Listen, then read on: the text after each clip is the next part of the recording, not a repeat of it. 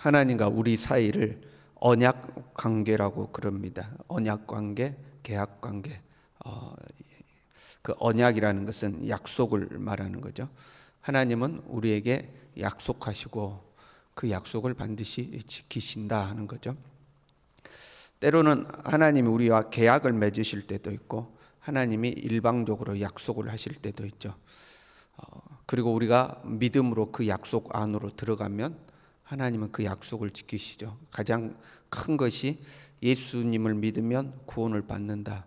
하나님이 일방적으로 약속을 해 놓으신 거죠. 그리고 우리가 그 약속을 믿으면 우리가 믿음 안으로 들어가는 거죠. 그럼 하나님 반드시 우리를 구원하시죠. 하나님과 우리 사이가 언약 관계입니다. 성경에는 이 하나님의 약속이 무수히 기록되어 있습니다. 축복의 약속도 있고 저주의 약속도 있죠. 그러나 중요한 것은 하나님은 어떤 약속이든지 반드시 지키신다 하는 겁니다. 그 언약이 무엇이든지 간에 하나님은 약속을 반드시 지키시죠. 약속은 법과도 같습니다. 법도 일종의 약속이죠. 사회 구성원들끼리 서로 약속해 놓은 것이 법 아닙니까? 쉬운 예로 도둑질을 하면 1년, 강도질을 하면 2년 이렇게 법이 정해졌다고 해봐요. 그 일종의 약속이죠. 도둑질한 사람은 1년, 강도질하면 2년 하고 약속을 해놨어요. 그런데 만약에 재판관에 따라서 누가 재판을 하느냐에 따라서 도둑질하면 1년인데 2년을 하기도 하고 강도질하면 2년인데 5년을 하기도 하고 재판관에 따라서 달라진다거나 아니면 재판을 받는 사람이 누구냐, 죄인이 누구냐에 따라서 저 사람은 내가 아는 사람인데 그래 너는 1년 해야 되는데 너는 그냥 무죄. 너는 저 사람 나 평상시 나하고 사이가 안 좋았어. 너는 1년인데 5년. 이렇게 누가 재판을 받느냐에 따라서 판결이 달라진다면 사람들이 더 이상 법을 신뢰하지 않죠. 법을 더 이상 신뢰하지 않습니다. 그리고 법을 지키려고도 하지 않을 겁니다. 하나님도 마찬가지죠. 하나님과의 관계에 있어서 이 약속이 지켜지지 않으면 더 이상 하나님을 신뢰하지 않게 되죠. 더 이상 하나님의 법을 따르려고도 하지 않겠죠. 아니 하나님 약속해놓고 지키지도 않는데 하나님 말씀대로 살아도 그 하나님 약속 지키지도 않는데 하나님은 믿을 수 없는 분이야. 신뢰할 수 없는 분이야. 하나님의 약속 지켜도 별거 없어. 이제 이렇게 되지 않겠어요? 그래서 하나님은 반드시 약속을 그 정하시는 대로 지키셔야 하고 지키시는 분이죠. 현재 욥은 하나님께 그 부분을 호소하고 있는 겁니다. 20절에 이렇게 되어 있죠. 내게 두 가지 일을 행하지 마옵소서. 첫 번째가 주의 손을 내게 대지 마시오며 주의 이엄으로 나를 두렵게 하지 마십시오. 쉽게 말하면 하나님 나 좀 그만 때리세요 그 말이에요. 나한테 손 대는 거 잠깐 멈춰 주십시오 그 말이거든요. 나 좀 그만 때리세요 그 말이에요. 그리고는 그리하시고는 주는 나를 부르소서 내가 대답하리이다. 혹 내가 말씀하게 하옵시고 주는 내게 대답하옵소서. 쉽게 표현하면 말로 합시다 그 말이에요. 하나님 나 그만 때리고 일단 말로 합시다. 말로 하나님이 나한테 말하시면 내가 대답하겠습니다. 아니면 내가 하나님께 물으면 하나님 나에게 대답해 주십시오. 일단 말로 합시다 하는 거죠. 내가 왜 이런 일을 겪고 있는지, 내가 왜 이런 고통을 겪어야 하는지 일단 말로 설명부터 좀 해주십시오. 이제 그런 말 설명부터 좀 해주십시오. 사실 욥은 하나님께 지금 따져 묻고 싶은 거예요. 욥의 생각에는 이 하나님의 약속이 안 지켜지고 있다고 생각되는 거예요. 그러니까 일단 왜 이런 일 설명을 좀 나에게 해명을 좀 해달라. 하나님 약속 이렇게 했는데 그 약속이 안 지켜지는데 일단 해명부터 좀 해주십시오 하고 이제 욥이 이야기를 하는 거죠. 23절에 이렇게 이야기해요. 나의 죄악이 얼마나 많으니까 나의 허물과 죄를 내게 알게 하옵소서. 하나님 내가 이렇게 고난 당해야 되는 나의 제목이 무엇입니까 하는 거죠. 나의 어떤 죄로 인해서 내가 지금 이런 고난을 당해야 합니까? 내 제목이 무엇이기에 날리는 낙엽을 놀라게 하며 마른 건부를 뒤쫓듯이 나를 이렇게 집요하게 괴롭힙니까? 내가 이런 고통을 당해야 될 나의 제목이 무엇인지 하나님 설명해 주십시오 하고 이야기를 하는 거죠. 14장 1절에 계속 이야기합니다. 여인에게서 태어난 사람은 생애가 짧고 걱정이 가득하며 그는 꽃과 같이 자라나서 시들며 그림자같이 지나가며 머물지 아니합니다. 사람이란 그림자같이 지나가는 보잘것없는 존재입니다. 나만 그러는 것이 아니고 여인에게서 태어난 사람, 그러니까 모든 사람은 하나님 다 보잘것없지 않습니까? 모든 사람이 다 보잘것없지 않습니까? 이 사람에게 하나님이 너무 많은 거 기대하시면 안 됩니다. 사람은 다 하나같이 다 보잘것없는 존재입니다. 그리고 4절에요. 누가 깨끗한 것을 더러운 것 가운데서 낼 수 있으리까? 하나도 없나이다. 우리 중에 깨끗한 사람이 없습니다. 하나님. 여인에게서 난 자들은 다 보잘것이 없고 다 더러운 중에 태어났기 때문에 하나님이 보시기에 깨끗한 것을 기대하셔서는 안 됩니다. 나만 그러는 게 아니고 모든 사람이 다 그렇지 않습니까? 마치 우리 신약으로 오면 의인은 없나니 하나도 없다 한 것처럼 하나님 여인에게서 난 사람은 다 고만고만한 겁니다. 그런데 왜 나에게만 이러십니까? 하는 겁니다.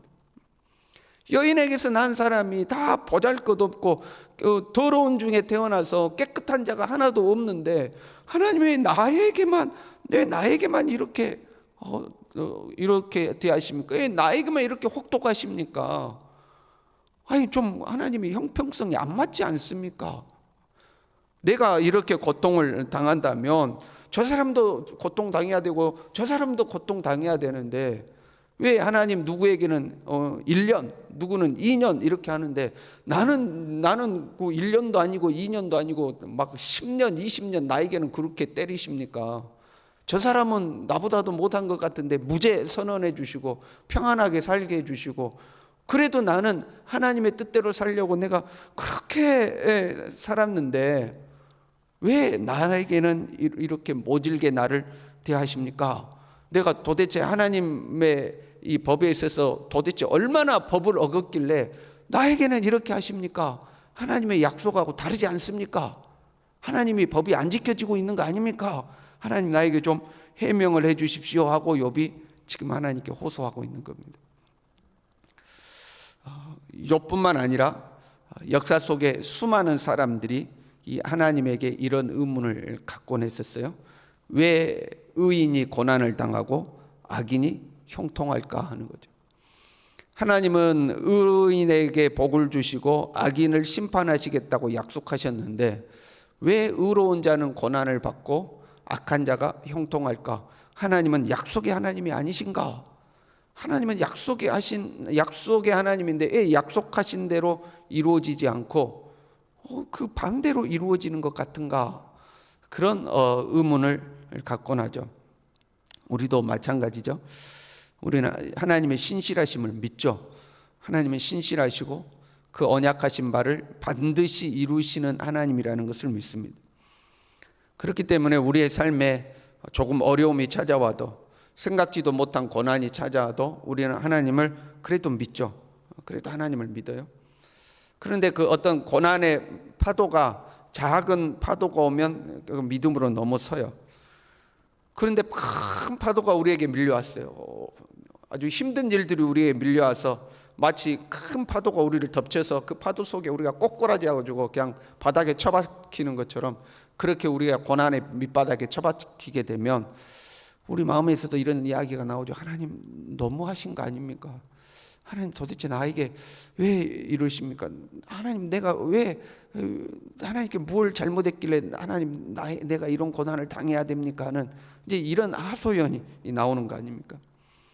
그런데 가만 봤더니 나보다 못한 사람, 신앙생활도 똑바로 안 하고 오히려 좀 나쁘게 사는 사람은 평안하고 형통하고 나는 그냥 밑바닥에서 그냥 처박혀 갖고 있고 그럼 막 우리가 하나님 앞에 좀 복장 터지는 거 아닙니까? 하나님 어떻게 이렇습니까? 하고 복장 터지는 거 아닙니까? 욥의 심정이 지금 그런 거죠. 하나님 언약의 하나님인데 그 약속하신 바를 이루시는 하나님인데 공의로우신 하나님인데 하나님 좀 설명 좀 해주십시오. 설명 좀. 왜 나한테 이러시는지 설명 좀 해주십시오 하고 지금 욥이 하소연하는. 분명한 것은 여러분 하나님은 반드시 약속을 이루시는 하나님이신 줄로 믿습니다. 하나님은 반드시 약속을 이루시는 하나님이죠. 단지 지금 우리가 서 있는 현재의 자리가 결승선이 아닐 때가 있죠. 결승선을 향하여 가는 과정 중일 때가 있습니다. 가나안 땅에, 약속의 땅 가나안에 들어가기 위해서 광야를 지나가야 하는 때가 있죠. 근데 광야에 있는 사람으로서는 이게 이해가 안 되는 때가 있는 거죠. 하나님은 가나안 땅, 축복의 땅을 약속했는데 왜 나를 광야 한가운데 놔두시는가? 그렇게 이해가 안 될 때가 있죠. 그래서 현재의 자리가 결승선, 목적지가 아니고 지나가는 과정 중이라는 것, 그럴 때가 있다는 것을 우리는 기억해야 돼요. 그리고 때가 되면 하나님 반드시 우리를 목적의 땅, 약속의 땅 가나안 땅으로 이끌어 주시죠. 그건 이제 분명한 거고요. 기본적으로 우리가 그 전제를 깔아야 되고요. 그런다고 해도 욥은 하나님의 약속을 절대적으로 믿고 하나님을 절대적으로 신뢰하고 따랐는데 약속을 지키시는 하나님이 왜 욥에게 이렇게 하실까? 한 가지 우리가 기억해야 되는 것은 욥이 하나님을 믿듯이 하나님도 욥을 믿고 있다는 겁니다. 어떤 순간에도 하나님은 약속을 이루시는 하나님이다 하고 욥이 하나님을 믿듯이 하나님도 욥은 어떤 순간에도 나를 믿고 그 믿음을 배반하지 않는다고 그 욥을 믿고 계시는 거예요. 하나님 욥을 믿고 계시기 때문에 사단 앞에 하나님이 욥을 자신 있게 내놓은 거죠. 네가 아무리 괴롭혀도 욥은 그럴 사람 아니다. 네가 아무리 욥을 힘들게 해도 욥은 나를 배신할 사람이 아니다 하고 하나님이 욥을 믿었기 때문에 욥을 고난의 현장에 지금 내놓고 계신다는 거죠. 물론 욥의 입장에서는 이해가 안 되는 부분이지만 여러분, 우리가 우리의 삶에 있어서 이해할 수 없는 순간이 온다 할지라도 변함없이 하나님을 믿을 수 있기를 바랍니다. 그리고 그 순간 하나님도 나를 믿고 계신다. 내가 이 고난을 이겨낼 것을, 이 고난의 순간에도 하나님을 신실하게 믿고 따를 것을 하나님이 나를 그렇게 믿고 계신다. 이 사실을 기억하고 나를 향한 하나님의 믿음에 응답하며 살아가는 우리의 삶이 될 수 있기를 바랍니다. 기도하겠습니다. 하나님 아버지,